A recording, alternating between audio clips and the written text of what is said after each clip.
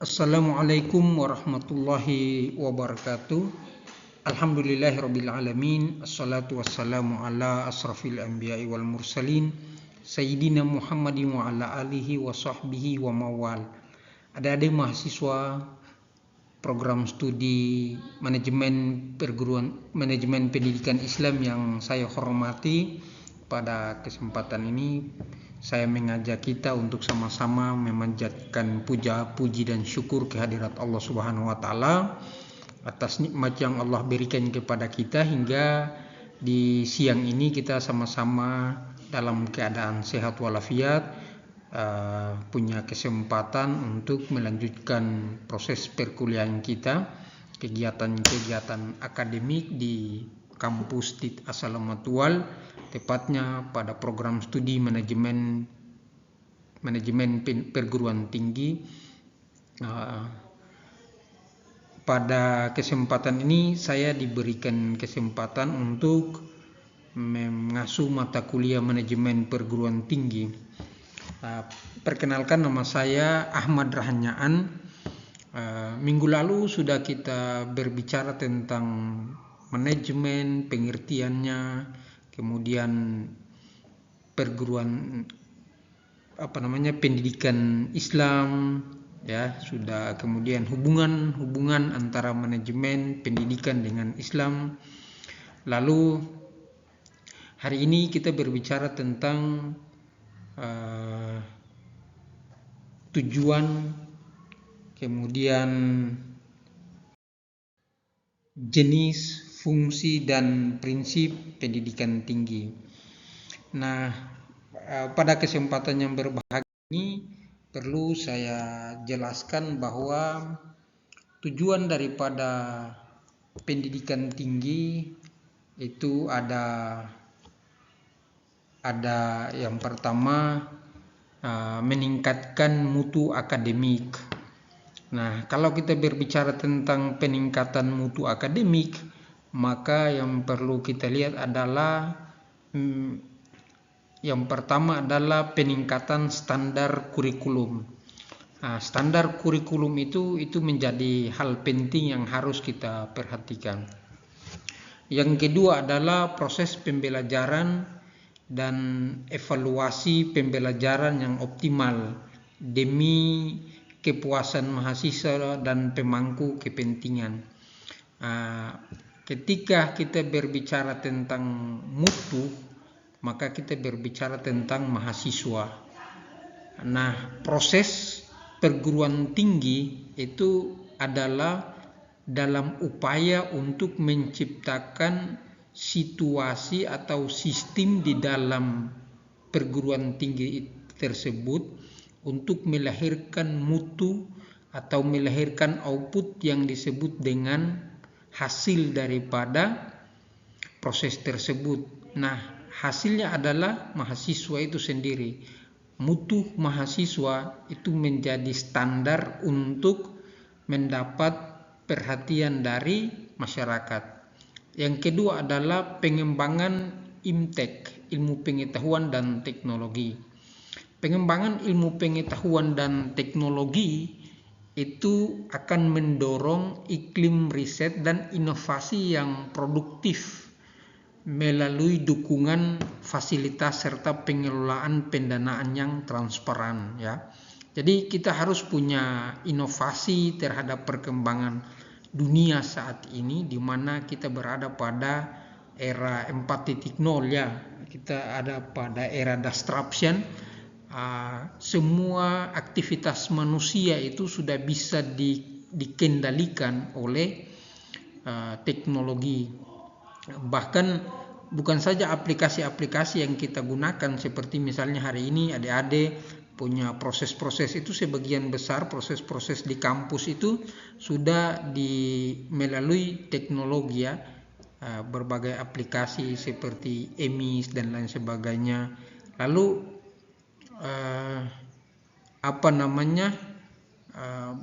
kegiatan-kegiatan perkuliahan kita juga sudah terbantu melalui AI, misalnya artificial intelligence. Nah, ini saya pikir bahwa hari ini kemampuan mahasiswa atau pengetahuan mahasiswa itu sudah terbantu dengan kecanggihan teknologi yang diciptakan oleh manusia itu sendiri. Kemudian yang ketiga adalah tujuannya adalah berdampak pada masyarakat.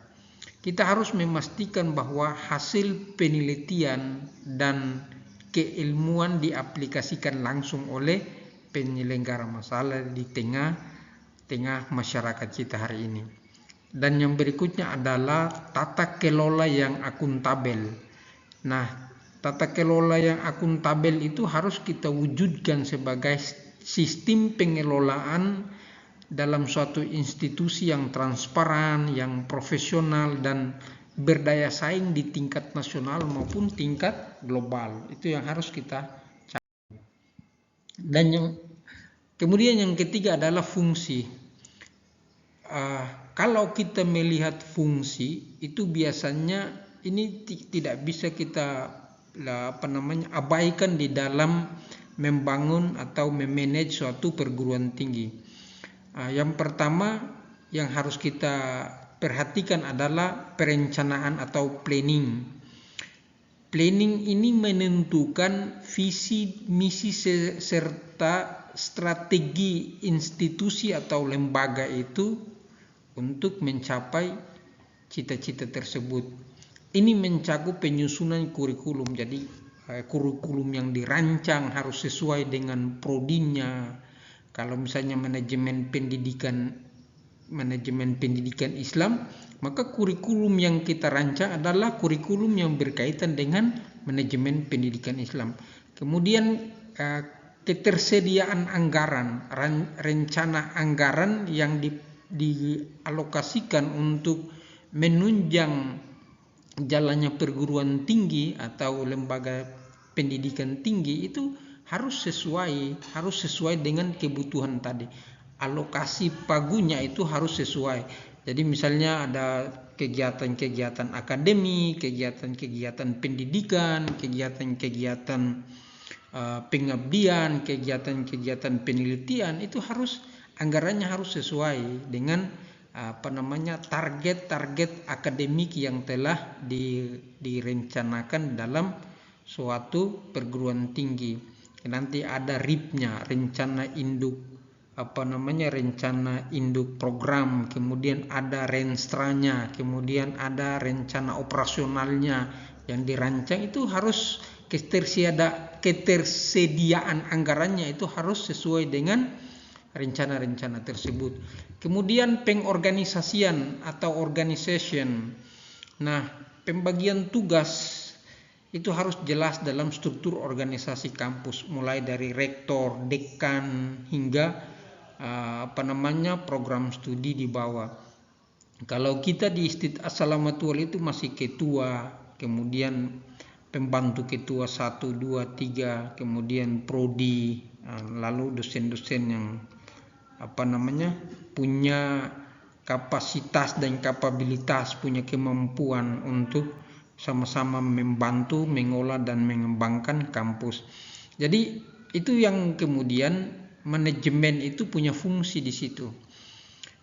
Bagaimana mengatur sistem sehingga sumber daya yang ada di dalam ini bisa bekerja sesuai dengan kapasitas keilmuannya. Kemudian penggerak pelaksanaan atau actuating, proses memotivasi dosen, tenaga kependidikan dan mahasiswa agar bekerja sama mencapai target akademik dan mutu daripada institusi tersebut. Kemudian pengawasan. Nah, pengawasan itu adalah hal yang tidak bisa kita abaikan di dalam manajemen perguruan tinggi.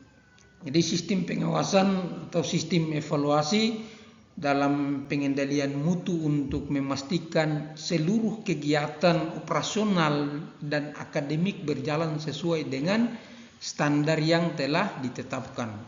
Nah, biasanya evaluasi itu ada 3 konsep ya. Ada konsep yang pertama itu evaluasi itu menunggu hasil akhirnya. Ada juga evaluasi itu dia berjalan bersamaan dengan proses. Jadi misalnya setiap proses berjalan, kegiatan-kegiatan di kampus itu selalu dievaluasi terus. Atau bisa juga kita menggabungkan dua konsep tersebut sehingga bisa kita mendapatkan output yang maksimal. Kemudian jenis manajemen. Nah, manajemen akademik dan kemahasiswaan itu fokus utama adalah operasional kampus, meliputi pengelolaan kurikulum, sistem kredit semester atau SKS, kemudian proses belajar mengajar, pelaksanaan penelitian, pengabdian masyarakat, serta layanan dan kesejahteraan mahasiswa baik melalui beasiswa atau kegiatan UKM atau kegiatan-kegiatan konseling lainnya. Yang kedua dari jenis manajemen adalah manajemen akademik dan mahasiswa. Manajemen sumber daya manusia, pengelolaan seluruh aset tenaga pendidikan dosen dan tenaga kependidikan atau tendik, mengacu sistem rekrutmen atau beban kerja yang biasanya kita sebut dengan BKD, itu pengembangan karir hingga penilaian kinerja. Mungkin itu saja materi yang dapat saya sampaikan pada kesempatan ini.